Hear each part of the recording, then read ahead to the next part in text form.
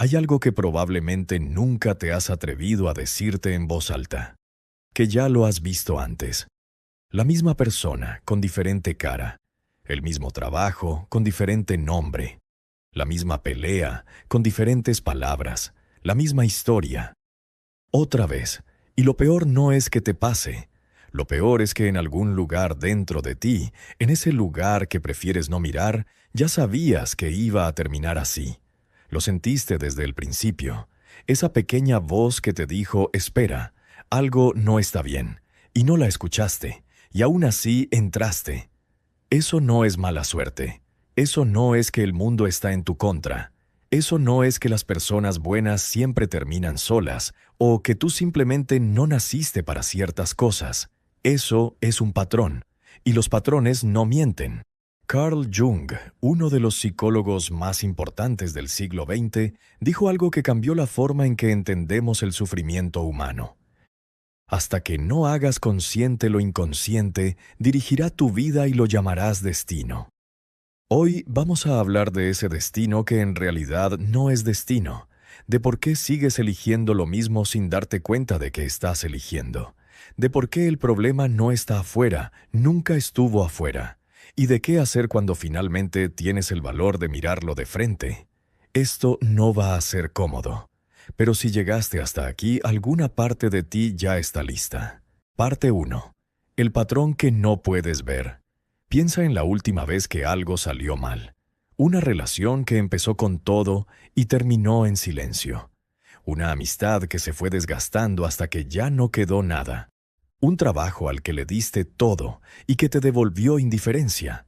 Una oportunidad que estuvo ahí, al alcance de tu mano, y que por alguna razón no tomaste. ¿Cuál fue tu primera explicación? Es que él era así, nunca iba a cambiar. Es que ella no me valoró como merecía. Es que la empresa era tóxica desde el principio. Es que yo siempre llego tarde a las cosas buenas. Es que nunca tengo suerte. Afuera, siempre afuera. Y escucha, puede que tengas razón en parte. Puede que esa persona sí era un problema. Puede que ese trabajo sí era tóxico. Puede que esa situación sí era injusta. No te estoy diciendo que todo lo que te pasó fue culpa tuya. Eso sería cruel y además sería falso. Pero hay una pregunta diferente. Una pregunta que duele más, que casi nadie se hace. ¿Por qué yo? ¿Por qué otra vez yo? ¿Por qué este tipo de persona siempre aparece en mi vida? ¿Por qué siempre termino en este mismo lugar? Porque no se trata únicamente de si el otro era difícil, se trata de por qué tú lo elegiste. ¿Por qué lo toleraste cuando las señales ya eran claras? ¿Por qué esperaste tanto cuando una parte de ti ya sabía? ¿Por qué cuando todo indicaba que debías irte, algo dentro de ti encontró una razón para quedarse? Eso no se explica con mala suerte. Eso tiene un nombre. Jung llamaba a esto la influencia de la sombra. Todo aquello que existe en ti pero que no reconoces como tuyo. Tus miedos más profundos, tus heridas sin nombre, las creencias que tienes sobre lo que mereces, sobre cómo funciona el amor, sobre qué tan peligroso es confiar en alguien. La sombra no manda mensajes claros. No te dice, estoy eligiendo esto porque tengo miedo al abandono. No funciona así. La sombra actúa, siente atracción donde otros sienten señales de alarma. Encuentra razones para quedarse donde otros encontrarían razones para irse. Interpreta el caos como intensidad, la frialdad como misterio, el control como protección. Y mientras tú crees que estás tomando decisiones libres, la sombra ya tomó la decisión por ti. Esto no te hace débil, te hace humano. Pero quedarte inconsciente de eso sí tiene un costo. Y ese costo lo estás pagando cada vez que la historia se repite. Hay otro elemento que Jung identificó y que es fundamental entender aquí. La proyección. Cuando algo en otra persona nos afecta de manera desproporcionada, cuando alguien nos irrita profundamente, nos fascina de manera obsesiva, o nos duele de una forma que no podemos explicar con lógica, generalmente no es solo por lo que esa persona es o hace, es porque esa persona está activando algo que ya existe dentro de ti. La persona que te desquicia con su egoísmo puede estar reflejando el egoísmo que tú mismo rechazas en ti. La persona que admiras con una intensidad casi dolorosa puede estar representando una parte de ti que nunca te permitiste desarrollar. La persona que te abandonó puede haber tocado una herida de abandono que ya existía mucho antes de que ella apareciera. Ves el mundo no como es. Lo ves a través del filtro de todo lo que no has integrado. Y eso cambia todo. Parte 2. ¿Por qué la familia es el primer guión? Hay algo que en nuestra cultura casi nadie dice abiertamente, que muchos de los patrones que hoy te hacen sufrir no nacieron contigo. Los heredaste. No como una maldición, no como algo inevitable, sino como un aprendizaje. El primer aprendizaje que tuviste sobre cómo funciona el mundo. En muchas familias latinoamericanas se aprende desde pequeño que el amor se demuestra aguantando, que quejarse es debilidad, que llorar en público es vergüenza, que los problemas de la familia no se ventilan afuera, que las cosas no se hablan, se cargan, que si alguien explota lo mejor es callarse y esperar a que pase el temporal, que ser buena persona significa sacrificarse sin quejarse, que pedir ayuda es una carga para los demás. ¿Te suena conocido? Y no estoy hablando de familias malas, ni de padres que no quisieron a sus hijos.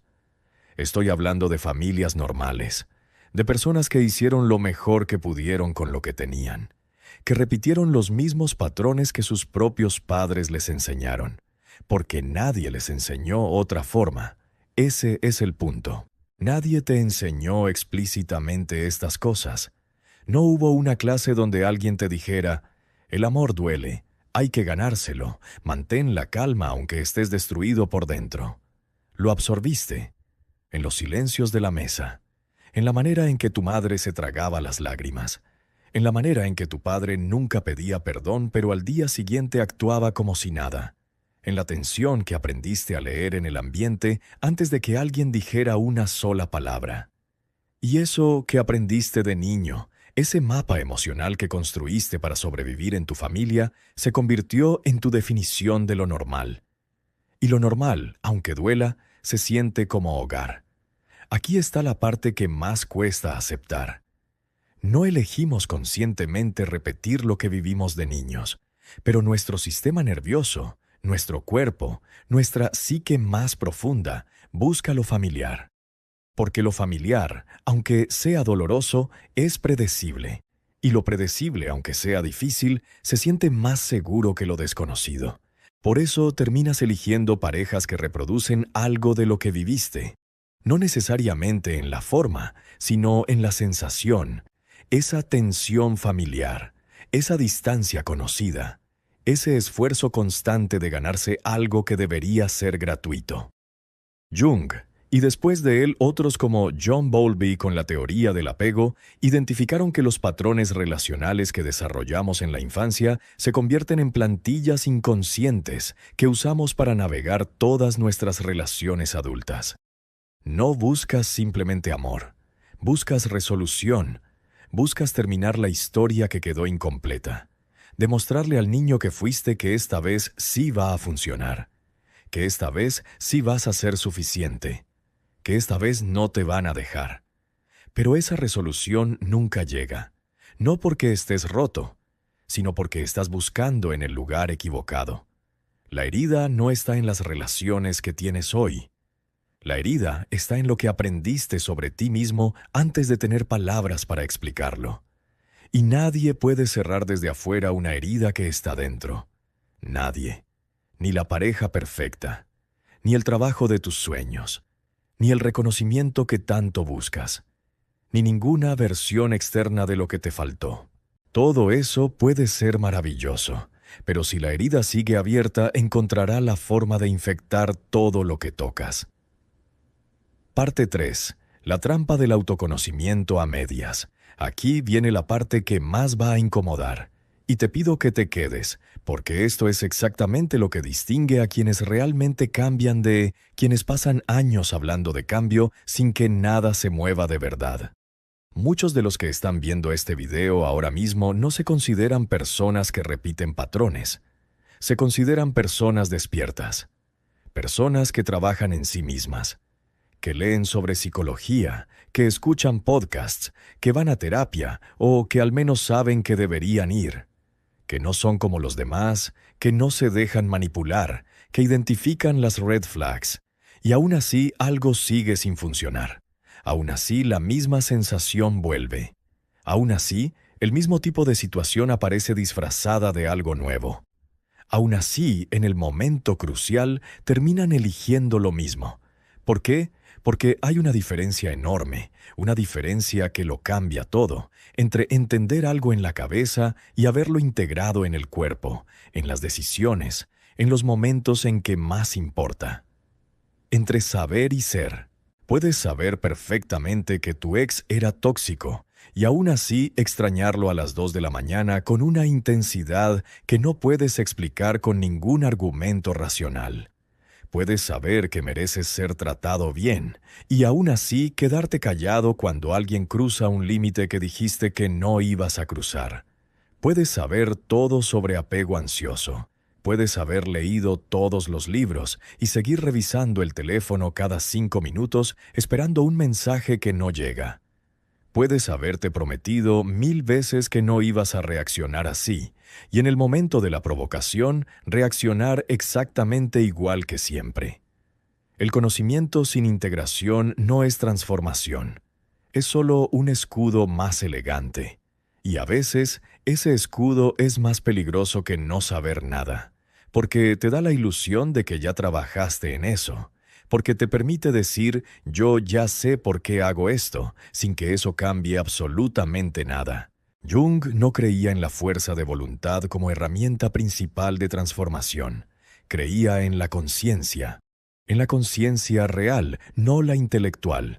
Porque la fuerza de voluntad lucha contra el patrón, le declara la guerra, lo reprime, lo controla, lo mantiene a raya con esfuerzo constante. Y cuando el esfuerzo se agota, cuando estás cansado, cuando estás vulnerable, el patrón vuelve con más fuerza que antes, porque todo lo que reprimes no desaparece.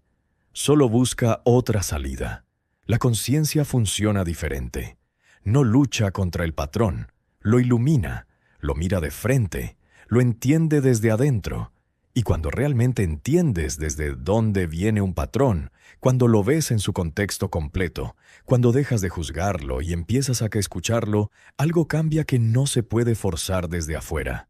No necesitas usar fuerza para no hacer algo que ya no tiene sentido para ti. Simplemente ya no lo eliges, pero llegar ahí, llegar a esa conciencia real y no solo intelectual, requiere algo que la mayoría evita con la misma dedicación con que evita el dolor.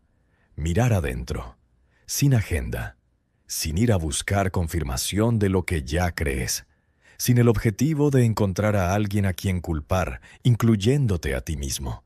Solo mirar y escuchar lo que encuentras. Parte 4. Los arquetipos que te controlan sin que lo sepas. Jung desarrolló un concepto que va más allá del inconsciente personal, el inconsciente colectivo. La idea de que hay patrones, imágenes y estructuras psíquicas que no son solo tuyas, que son compartidas por todos los seres humanos a lo largo de la historia, que están grabadas en la psique de la humanidad como herencia de miles de años de experiencia colectiva. Él los llamó arquetipos. Y aunque esto puede sonar abstracto, lo que importa entender es esto. Hay roles que inconscientemente adoptamos, guiones internos que seguimos, sin haber decidido conscientemente hacerlo. El mártir, la persona que se sacrifica constantemente por los demás y después se pregunta por qué nadie hace lo mismo por ella. Que da sin límites y se resiente en silencio. Que convirtió el sacrificio en identidad porque en algún momento aprendió que era la única forma de ser amada o valorada. El rescatador, quien siempre elige personas que necesitan ser salvadas, que se siente vivo y útil cuando alguien más está en crisis, que en el fondo tiene tanto miedo de no ser suficiente que necesita que el otro sea insuficiente para sentirse necesario. El eterno hijo, el que nunca termina de crecer en algún área de su vida, que boicotea su propio éxito porque en algún lugar profundo hacerse cargo completamente de su vida significa perder algo. Tal vez la atención, el cuidado o la identidad construida alrededor de la lucha. El guerrero sin causa, quien convirtió la resistencia en identidad, que pelea contra todo porque dejar de pelear significaría enfrentar el vacío que hay debajo de la adrenalina del conflicto. ¿Te reconociste en alguno o reconociste a alguien cercano? Estos no son defectos de personalidad, son estrategias de supervivencia que se convirtieron en prisiones, y la razón por la que es tan difícil salir de ellas es que están profundamente entretejidas con tu identidad. No sientes que haces el papel del mártir. Sientes que eres alguien que se preocupa por los demás. No sientes que juegas el papel del rescatador. Sientes que eres una buena persona que ayuda. La máscara se pegó tanto que ya no sabes dónde termina el personaje y dónde empiezas tú. Eso es lo que Jung llamaba la persona, la máscara social que construimos para funcionar en el mundo, y que con el tiempo dejamos de ver como una máscara y comenzamos a ver como nuestro verdadero rostro. El problema no es tener una persona. Todos la tenemos y la necesitamos. El problema es creer que eres solo eso. El problema es haber olvidado que hay algo detrás. Parte 5. Lo que encontrarás si miras. Si te detienes. Si de verdad te detienes, sin el teléfono, sin música de fondo, sin la próxima tarea en la cabeza, y te preguntas, sin defensas, sin el objetivo de llegar a una conclusión bonita. ¿Cuál es el patrón que se repite en mi vida? Probablemente ya lo sabes. No necesitas años de terapia para identificarlo. Ya lo viste. Múltiples veces, solo que cada vez encontraste una razón para explicarlo de otra manera. Tal vez es que siempre terminas siendo el que más da en las relaciones, el que más cede, el que más tolera, hasta que un día ya no queda nada de ti y la relación igualmente se rompe. Tal vez es que saboteas las cosas justo cuando empiezan a ir bien. Cuando el trabajo por fin despega, cuando la relación se estabiliza, cuando la vida empieza a sentirse manejable, algo en ti encuentra la manera de complicarlo todo. Tal vez es que necesitas que te necesiten para sentirte valioso. Que cuando alguien es autosuficiente, algo en ti se activa y buscas inconscientemente crear dependencia, o te alejas porque no sabes qué lugar ocupar. Tal vez es que cuando alguien se acerca demasiado, cuando la intimidad se vuelve real y no solo potencial, encuentras una razón para alejarte. Una pelea que no tenía que ser tan grande. Una distancia que se instala sin que puedas explicarla.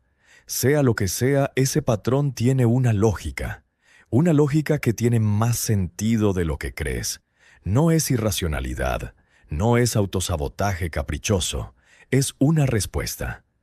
Una respuesta que en algún momento de tu vida fue la mejor opción disponible. Era la manera en que sobreviviste. Escúchalo otra vez. Era la manera en que sobreviviste. El niño que aprendió a darlo todo para recibir amor, porque en su casa el amor era condicional y escaso, se convirtió en el adulto que se pierde completamente en las relaciones, que no sabe dónde termina el otro y dónde empieza él, que confunde disolverse con amar.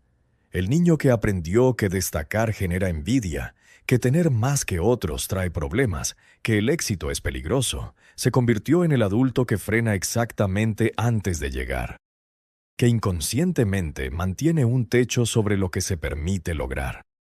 El niño que aprendió que mostrar necesidad era una invitación al rechazo o a la burla, que la vulnerabilidad era una debilidad que otros explotarían, se convirtió en el adulto incapaz de pedir ayuda, que prefiere hundirse solo antes de arriesgarse a que alguien vea que no puede con todo. El niño que creció en un ambiente impredecible, donde el amor llegaba en ráfagas y desaparecía sin aviso, se convirtió en el adulto con apego ansioso, que interpreta el silencio como abandono, que necesita confirmación constante porque la tranquilidad se siente como la calma antes de la tormenta. Tu patrón no es un defecto de carácter, no es evidencia de que algo en ti está fundamentalmente roto. Es una herida que todavía no ha encontrado a alguien dispuesto a escucharla. Y ese alguien, el único que puede hacerlo de verdad, tienes que ser tú. Parte 6. El proceso de individuación. Convertirte en quien realmente eres. Jung llamó individuación al proceso de convertirse en quien realmente se es, no en quien la familia esperaba que fueras, no en quien aprendiste que tenías que ser para ser aceptado, no en la versión de ti mismo que construiste para sobrevivir, sino en lo que emerge cuando todo eso se disuelve. Y esto es importante entenderlo bien, porque muchas personas escuchan convertirte en quien realmente eres, y piensan en libertad inmediata, en ligereza, en una versión gloriosa de sí mismos que estaba esperando ser liberada. La individuación no funciona así. Es un proceso que requiere pasar por lo que Jung llamaba la noche oscura del alma. Hay un momento en el camino hacia quien realmente eres en que todo lo que creías que eras empieza a desmoronarse. Las certezas que te daban estabilidad comienzan a cuestionarse. Las relaciones construidas sobre tu versión antigua se tensionan. Los mecanismos de defensa que usabas para no sentir empiezan a fallar. Y eso se siente como una crisis, porque lo es. Pero no es el tipo de crisis que destruye. Es el tipo que transforma. Jung decía que el proceso de individuación no es una línea recta hacia arriba. Es más parecido a una espiral. Vuelves a los mismos temas, pero desde un nivel diferente de comprensión cada vez. El miedo al abandono que creías haber trabajado aparece de nuevo, pero ahora puedes verlo con más claridad. El patrón de autosabotaje que pensabas que ya habías superado reaparece, pero esta vez lo identificas más rápido. No es que hayas fallado, es que la psique trabaja en capas, y cada vez que vuelves a algo lo ves con más profundidad. La integración de la sombra no significa convertirte en una persona oscura o destruir tus valores. Significa dejar de gastar energía en negar partes de ti mismo. Significa que la rabia que reprimiste se convierte en límites claros, que el miedo que escondiste se convierte en discernimiento, que la tristeza que nunca lloraste se convierte en empatía real. Nada se pierde, todo se transforma. Cierre. La única salida. No te voy a decir que esto es fácil. No te voy a vender una técnica de 5 pasos que resuelva en una semana lo que lleva años construido. Cualquiera que te ofrezca eso te está mintiendo. Lo que sí te puedo decir es esto. El patrón no cambia cuando lo entiendes con la cabeza. Cambia cuando lo sientes en el cuerpo. Cuando te permites estar frente a él sin escapar, sin justificarlo, sin convertirlo en una historia intelectual. Cuando en lugar de preguntarte ¿qué está mal en mí?, tienes la valentía de preguntarte ¿qué parte de mí está pidiendo atención que nunca recibió? Jung dijo que no te vuelves iluminado imaginando figuras de luz, sino haciendo consciente la oscuridad. Tu oscuridad no es el enemigo.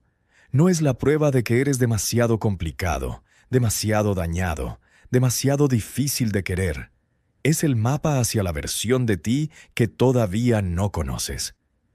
Y hay algo más que quiero que te lleves de este video. El hecho de que hayas llegado hasta aquí, hasta este punto del video, no es casualidad. No es porque no tenías nada mejor que hacer. Es porque hay una parte de ti que está cansada, cansada de repetir, cansada de explicar, cansada de llegar siempre al mismo lugar por caminos diferentes. Ese cansancio no es una señal de que estás roto. Es la señal más clara de que algo en ti está listo para moverse. El cansancio del patrón es el primer idioma en que el inconsciente te habla. La pregunta no es si puedes cambiar. La pregunta no es si mereces cambiar. La pregunta es si estás dispuesto a mirar lo que todavía no has querido mirar, sin juzgarlo, sin convertirlo inmediatamente en un problema que resolver.